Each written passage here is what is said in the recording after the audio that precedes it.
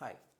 So, we have seen interest rates videos, and there we had a brief mention about government securities or government bonds.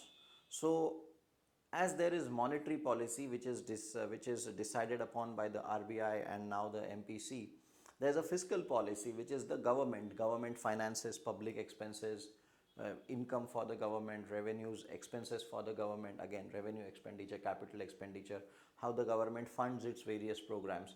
So all of that is a part of the budget or the fiscal policy statement. So we have a website indiabudget.nic.in which has got the budgets of all the previous years if you want, but we will see the latest budget. So just if we see the link, there is a link, budget at a glance. So we go to budget at a glance. You have got various PDFs or Excels, whichever you are comfortable. So let's say if we take the latest PDF. So this is our budget at a glance, bag 1, and for 2017-18. So let us try to understand how to read the budget. Again, the problem is we don't understand the budget terminologies and therefore we never read. So again, it's the same chicken and egg story as with CRR repo, reverse repo. We don't understand this actuals, BE, RE, revenue receipts, capital receipts. So let us try to simplify this whole thing. What exactly is this budget at a glance statement trying to tell us? What is it talking with us? So let us try to understand it by way of, let's go step by step. So we have got 4 columns over here. This is the actual figures of 15-16. We have the budget estimates and revised estimates of 16-17, and we have budget estimates of 17-18. These are the latest ones. Budget estimates are those estimates which the finance minister gives at the beginning of the year. So this year when the FM rose to speak on the budget, he gave these numbers.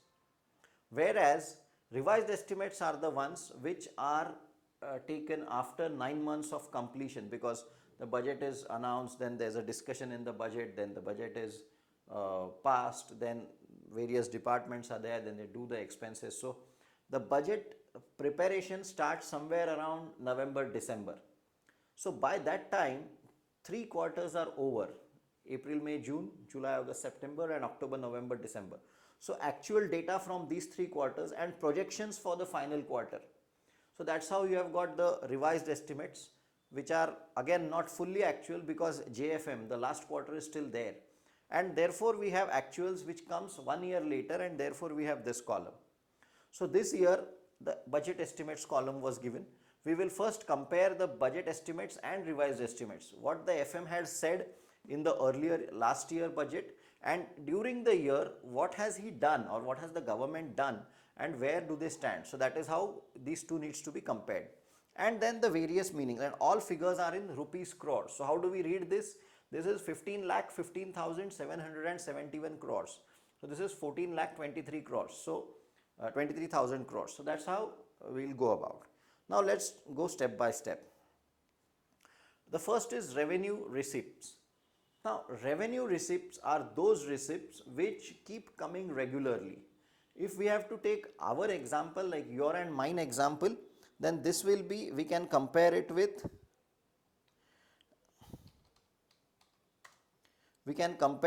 salary, because salary is something which we keep getting every month. Or let's say for example rent. If I have got a shop and if I am giving it on rent, then the asset remains mine, the shop remains mine, but I keep getting rent. Or let's say royalty. If I have written a book or if I have sung some song or released some album and I keep getting something on that. So all these are, or let's say business income or interest. I have a fixed deposit, so I get interest on that, or dividends. So what are all of these? These are all examples of, now in case of salary, I have to keep working. So I am the asset. So the asset keeps working and the money keeps coming in. In case of rent, royalty, interest, dividends, there is some other asset. So in rent, real estate is an asset. In royalty, my book is my asset. In interest, my fixed deposit is my asset. Dividends, my shares or mutual funds are my assets. And these assets earn something for me. So therefore, these are all, for you and me, these are all examples of revenue receipts. Whenever we hear the word revenue in finance, it will have two meanings. First is, this is something regular in nature, and there is no second thing is, there will be no impact on the balance sheets or the asset and liabilities. We'll come to that in just a bit. But revenue receipts are those receipts which are regular in nature and they do not have any impact on the balance sheet. So if I get interest on my fixed deposit, that in no way increases my fixed deposit amount or decreases my fixed deposit. My 100 rupee FD remains 100 rupee FD, but I get some interest on that. So that is, for you and me, these are revenue receipts. For the government, obviously taxes will be the revenue receipt, because we keep paying income tax or service tax, or corporation companies pay tax. So taxes are the revenue receipts for government. There are some non-tax revenues also. We can have these details in the other pages which are there. If we go to, there is a detailed receipts a PDF file which gives all the receipts. So revenue receipts, what are the details? Capital receipts, what are the details? So when we say revenue receipts for the government, they will be divided into two parts: tax receipts and non-tax receipts. So this year what has happened is, so this is something which is good. In simple terms, for you and me, we would like our salary to increase, we would like our rental income to increase, we would like interest income to increase, we would like dividend to increase, we would like royalty to increase. So similarly, government would like revenue receipts to increase. So tax revenues, they should increase. Non-tax revenue, that should also increase. So net revenue receipts should increase. Revenue receipts, the more the better. So last year the government had said that we expect, as revenue receipts, we are expecting, budget estimates was 1377022. So let us write down 1377022. And they actually got 1377022, 1423562. So 1423562. So if we see, the government has actually done better than what they had said. So they had said we will get 13 lakh crores, but they ended up getting 14 lakh crores. So that means revenue receipts have increased for the government, which is a good thing. So on the first front, we can see that the first thing, revenue receipts, which are the receipts for the government, they should keep increasing. They have. So it's a good job by the government. One point to the government for this. Now, before we look at this, let us quickly compare it with what we do with our revenue receipts. We get our salary, we get our rent, whatever we get our revenue receipts. We have our monthly expenses also, and those will be, because they are daily in nature or regular in nature, therefore, so there will be revenue expenditure also. So for us, the revenue expenditure will be kirana or grocery or utilities, electricity bill, mobile bill, or petrol. So these are, or maybe fees. So these are all regular expenses for us, and we have to keep doing this every month. So therefore, if our revenue receipt is 100 rupees, then obviously we will try to keep our revenue expenditure at less than 100, so that every month we have some saving. And whatever we save, this 20 rupees, that is known as savings. What we do with this 20 rupees? With this savings, whatever monthly savings we have, depending upon our salary, we will again put it in, maybe we will put it in fixed deposit, or maybe we will do a mutual fund SIP or whatever. So what will happen because of this? Let's say we earn 5 rupees dividend. On 25 would be slightly more, but for ease of calculation. So next year what will happen? My salary would have increased to, let's say, 110, and I would have got 5 rupees more because of my dividends or whatever. So my total revenue receipt for the next year would have increased. Now if I am able to keep my expenses next year from 80 to, let's say, 90, then I am actually saving more as compared to the first year. So this is a virtuous cycle in which I keep my expenses under control, because of which I save something. This saving is then going for investing, and when we hear the word invest, that's capital expenditure. We'll come to that in just a bit. So this capital expenditure creates an asset for me. This assets generate some more income for me, so my total income increases. So I keep my expenses under control, but still better than last year. So I keep increasing my living standard as well as I keep increasing my balance sheet size in a healthy manner. So this is what a good balance sheet should be, whether it's corporate finance, whether it's personal finance, whether it's public finance. Now, if this is the case, if our revenue expenses, if this was the revenue receipt for the government, let us try to see what was the revenue expenditure. So we will not look at all of this. We will directly go. So the government says total revenue expenditure, total expenditure on revenue account is, and we'll take only the revised estimate. So revised estimate is 1734560. So 1734560. 1734560. Now pay attention. The revised estimate revenue expenditure is 17,34,000, whereas the revised estimates revenue receipt is 1423, which means the revenue receipts are less than the revenue expenditure, and therefore we don't have a revenue surplus, we have a revenue deficit budget of 3,10,000. It's like, in our terms, it's like if your salary is 100, your monthly expenditure is 105. So you are saving 5 rupees minus. So this is deficit. But in case, so here we have a 310 crore deficit. If we go to the revenue, if we go to the budget statement, right at the bottom we see this term revenue deficit, and it says 310,998. We have just now calculated that 310,998. So this is the first problem for the government. So let's just mark it red. This is a problem for the government. You're spending more on revenue expenses. You're not saving. So where will this money come from? That comes as the big question. Where will this money come from? Now also let us quickly see. The government's revenue expenditure is 1734560. The government also has capital expenditure, and that is 279847. So 279847. So this is the total money which the government has got, because our revenue receipts are only 14 lakh crores. We are already running a revenue deficit of 3 lakh crores. So this we are already in shortfall.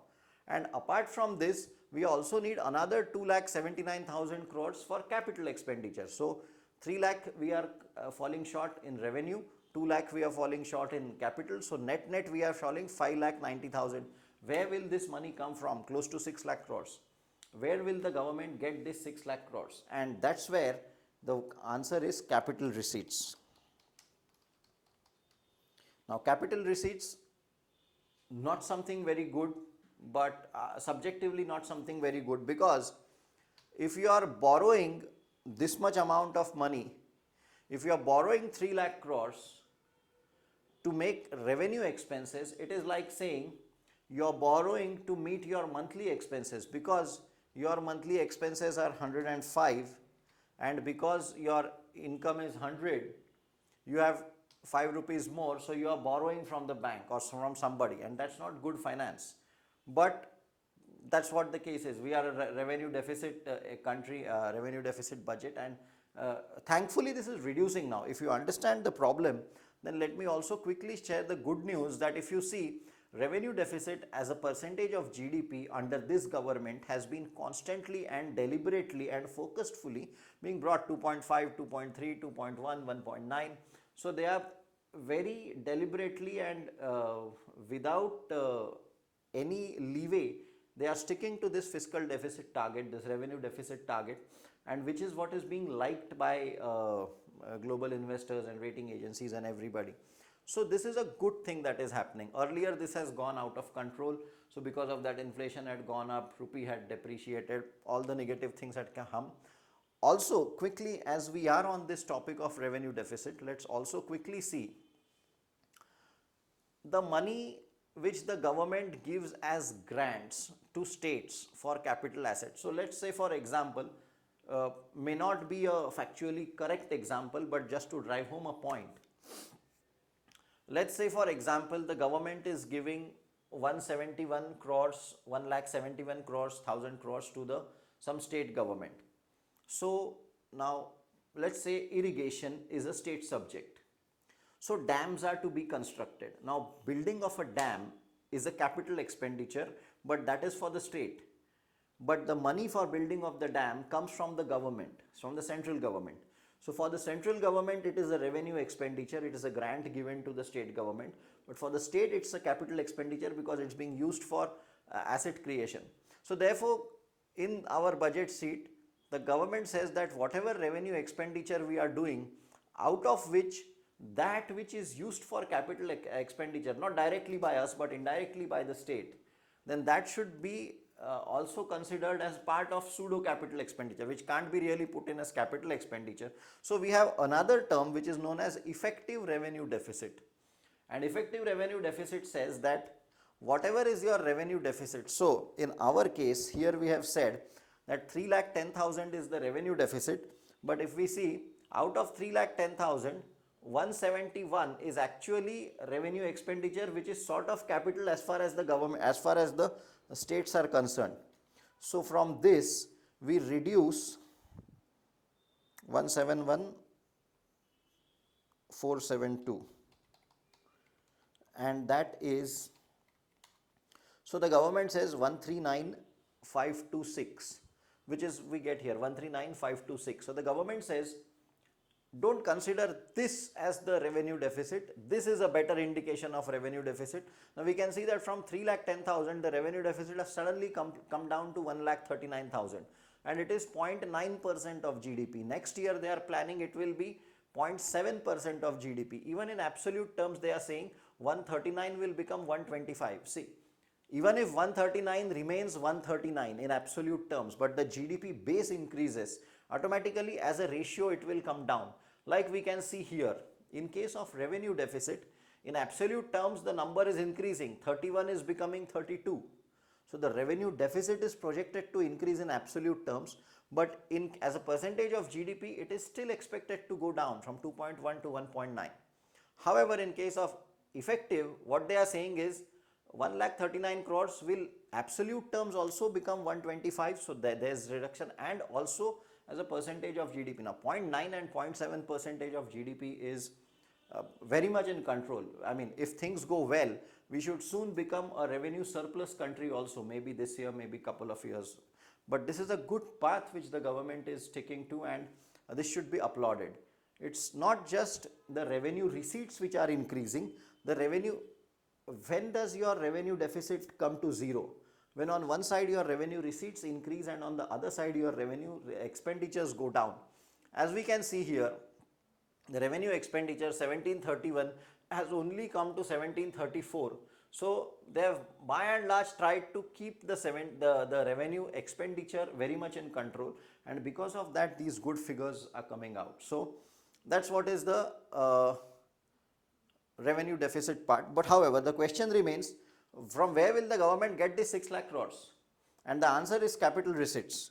So if we see the capital receipts part, we can see this figure 590,845.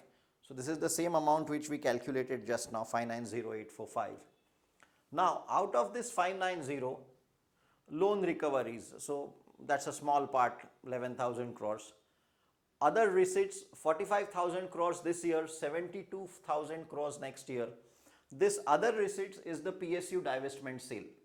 So that means capital receipts can be of broadly, if we don't consider the loan recovery, capital receipts can be broadly of two headings, which is either you sell your asset or you take a loan. Take this example of our VR minus 5. If I have gold at my place, I will sell that gold. So sale of asset, and I will generate my 5 rupees. Or I will take a borrowing from someone of 5 rupees. Now in both cases, my balance sheet is getting weakened because assets are not supposed to be sold for revenue expenses. Neither is to be loan taken for revenue expenses. So we don't sell asset generally just like that, or we don't take loan just because there's nothing else to do. So as far as possible, assets should not be sold. In fact, that the asset base should increase. Loan should be as controlled as possible because interest loans are low cost way of funding, but beyond the control they can create a lot of problems. It's known as a debt trap. So in this case, coming to the government's receipt, other receipts is sale of PSU divestment. This year budget, the government said they will list lot of like IRCTC and other type of companies and insurance companies that said earlier. So steep target, 40,000, 50,000, 45,000, suddenly 72,000. But the other is the borrowings and the other liability. So this is the borrowing which the government does. So how much am I going to borrow? The government is saying I will borrow 5 lakh 46,000 crores this year, or as per revenue. Now if you see, 533 has become 534. The government has been very cautious in going erring on this side. So they have tried to, or the revenue receipt, they have tried to keep the borrowings under control. Now this is obviously bad. I mean, we are borrowing 5 lakh 35,000 crores. Out of this, let's say 5 lakh 90,000 crores, 6 lakh crores for ease of calculation. Out of 6 lakh crores, 3 lakh crores are being going for revenue expenditure. So now also understand this revenue expenditure, how much is the interest which we are paying? Indian government is borrowing 5 lakh crores, let's say every year. Our total borrowing is somewhere around 66 lakh crores or 67 lakh, something like that. Now we have to pay interest on that. The interest payment for the government is somewhere around 4 lakh 83,000 crores. Let's say 5 lakh crores for ease of calculation, 492. Now, which means we are borrowing 6 lakh crores, and out of 6 lakh crores, 5 lakh crores are going as interest. So we are borrowing to pay interest. Which businessman will say this is good business? This is a disaster waiting to happen, and this must be controlled. And the government is thankfully doing that. So that is how your budget broadly stacks up. This particular budget, if we have to now again look at the various terms, to see what has happened is the revenue receipts have increased, that is good. Tax revenue has increased, 1054 was targeted, 1088 was received, again good. Non-tax revenues 322, 334, okay. Capital receipts less, they are trying to keep this as less as possible, again very good. So we have a budget of 20 lakh crores, and which is like next year it is expected to be 21 lakh crores. That's the size of our budget. So we are spending 21 lakh 46,000 crores.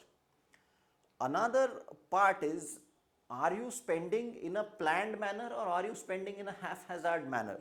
So this year the new term which is included is scheme expenditure.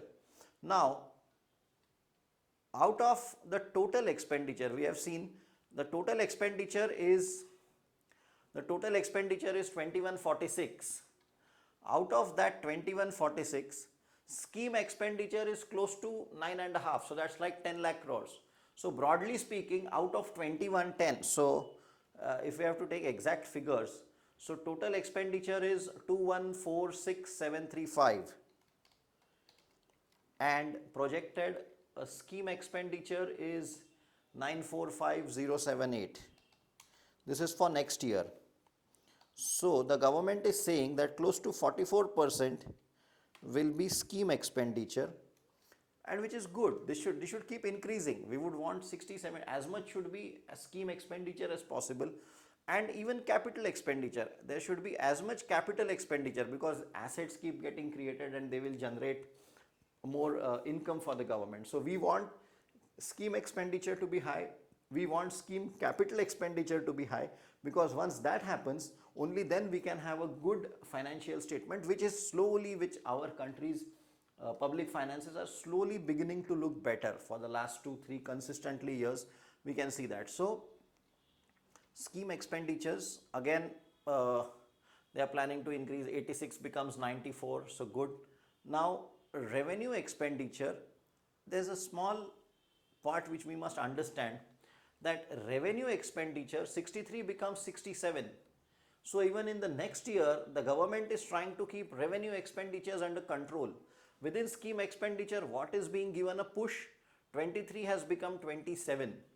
So, so the government is very clearly, so the quality of expenditure of the government, we can see the intent, the quality of the expenditure is becoming better. Revenue expenditures are being controlled, capital expenditures are being increased, so assets are being created. The thought process can be taken to Air India came into operating profits for the first time in 5 years. Their employee salaries have increased. Air India was a scam-ridden company. People were saying it's making into losses, it should be divested or whatever. But this government has turned it around. BSNL, again, the numbers are there. Shipping Corporation, again, it's turned into profit. Postal Department is making money. So that intent can be seen in these figures. So then there are other non-scheme other than scheme expenditures. Again, they are trying to control it as even within that there is a good element of capital expenditure. So total expenditure is we have seen 20 lakh crores becomes 21 lakh crores. There's a deliberate increase from 28 to 30 as far as the capital assets are concerned. And then if you also consider this, so the capital expenditure is slightly higher. So we have a revenue deficit which is slowly coming under control. Fiscal deficit, there is a proper formula which they have given. Fiscal deficit is typically the amount of borrowing which the government is doing. So 534,274, if we see, total capital receipts are 590, out of which 534 is the borrowing. So the borrowing is the capital receipt. There's a formula given in that. So here it's 532, 533, 534. If we go down, you'll see that it's 532, 533, 534. So the borrowing amount is typically the fiscal deficit, and that also from 4% to 3.5 to 3.5 to 3.2, they plan to bring it to 2. So what the government is essentially trying to do is, whatever is the fiscal deficit, slowly over a period of time, they want to remove the revenue deficit part of it. So if there's a 5 lakh crore borrowing, that should go for capital expenditure, that should go for building of assets, which would be a good thing. But borrowing for paying interest or borrowing for paying revenue expenses is not something which is a very good and healthy sign. So that's how we typically read our budget or fiscal policy statement. There are details. Now there are in-depth sheets are available. We can go to receipts and expenditures and outlay of major schemes, and then how we got to this. So just for example, we won't get into the details here, but you can do that. So if we see the receipts sheet, then you have got this